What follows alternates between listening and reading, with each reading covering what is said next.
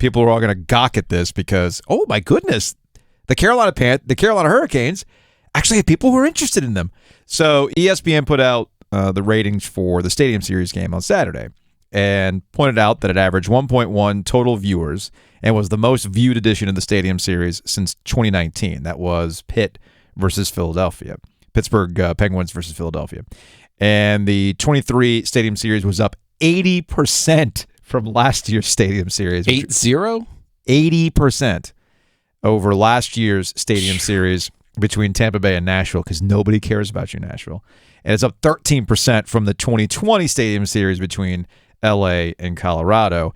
And viewership peaked with 1.5 million viewers. And it's the second most viewed game of the season across all networks. My personal favorite was this year's Stadium Series was the most watched regular season game all time in the Raleigh market. You don't say. You don't say. Anyway, I thought that was kind of funny. Also, it turns out that we love merch here in the Triangle. The NHL put out this little fun fact sheet.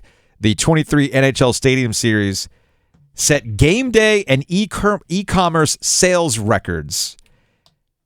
It's the Carter Finley set a game day sales record for the NHL Stadium Series, outperforming the previous record holder, the 2017 series in Pittsburgh, by 2.4% and up more than 13% from Nashville last year.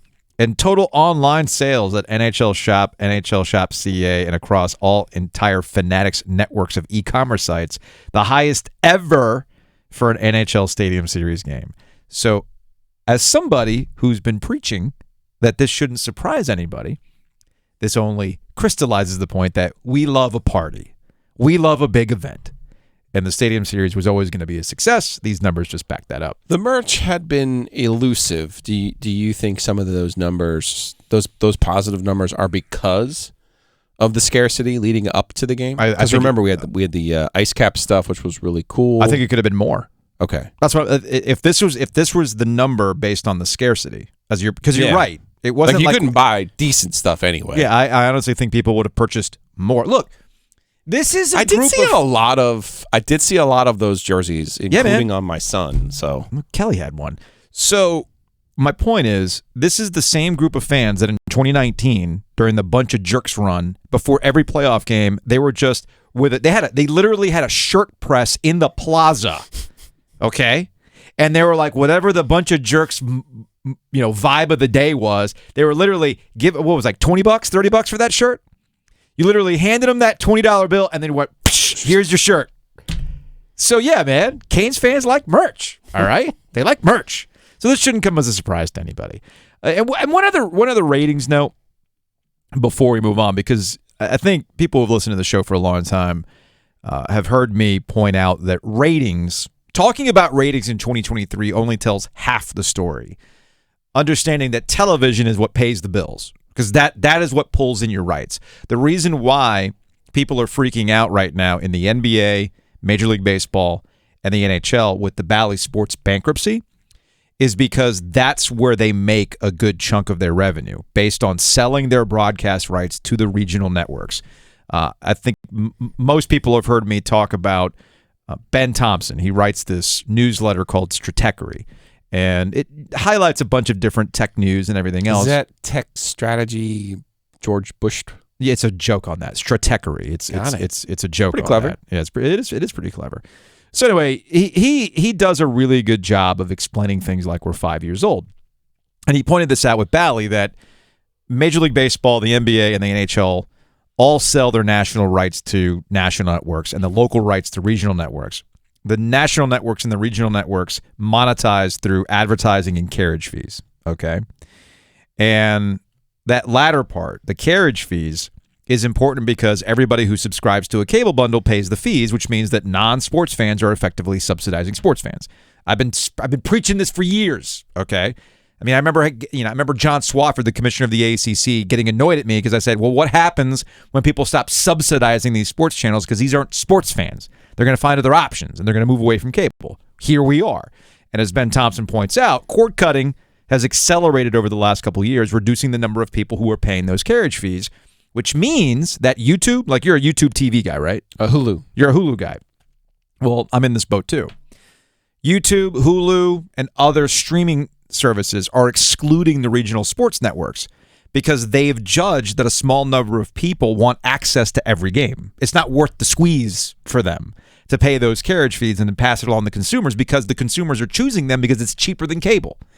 So they don't want to watch the sports. So customer acquisition benefits don't really mean much to YouTube and Hulu. And since regional sports networks have the highest carriage fees outside of ESPN, that's an easy way to save money. And it hasn't really affected the business model for Hulu and YouTube. So all this is tied together as to why the NHL and the Carolina Hurricanes would be freaked out. Because if Bally can't pay and they got to go streaming only, they're not going to be making as much money as they once did. But again, or they have to work harder to sell the ads yes. to make as much money as they once did. But I get to this with ratings don't always tell the full story. I'm simply pointing out that ratings are what helps stir the drink and make money because we haven't understood how to monetize the other stuff. I mean, speaking from our own experience, radio is still the driver of how we keep the lights on. Like old school, you listen, we sell ads. That's what drives and keeps the lights on. But that's not to say that we have a lot of our, people who engage with us who never listen to the radio, and they engage with us on YouTube or the podcast. But again, monetization is a little bit difficult, which gets us to the NBA.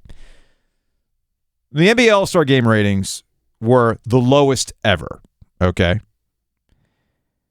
However, the NBA pointed out that they had the most viewed Instagram account. This is all for All-Star Weekend. The most viewed Instagram account, most viewed brand account on Twitter, most viewed ever on the NBA app, and the most viewed AT&T Slam Dunk ever. They pointed out they had 1.75 billion video views across social media and digital. That's the most ever for an NBA All-Star Weekend. So that tells you that while the ratings do not make it seem like the NBA is very popular, the other side of the story is that it is popular just on different platforms and people are willing to engage with it in clip form. But again, I get back to a central point. You can't monetize this stuff the same way you can with television and selling the actual games. And therein lies the inflection point for a lot of these sports going forward. Yes, people will engage with your product. They'll engage with your social media accounts. They'll watch clips. They'll watch YouTube. But you can't make money like you can on TV. And something's got to give here. And ultimately, those prices will be passed down to the consumer. So you and I, Giulio, if we want to watch the Canes on Bally Sports or whatever comes next, you know what we're probably going to have to pay? If people scoffed at paying $20 a month to get the Canes on an app, what do you think it's going to be when there's no actual carriage fees? Yikes. Yeah, exactly.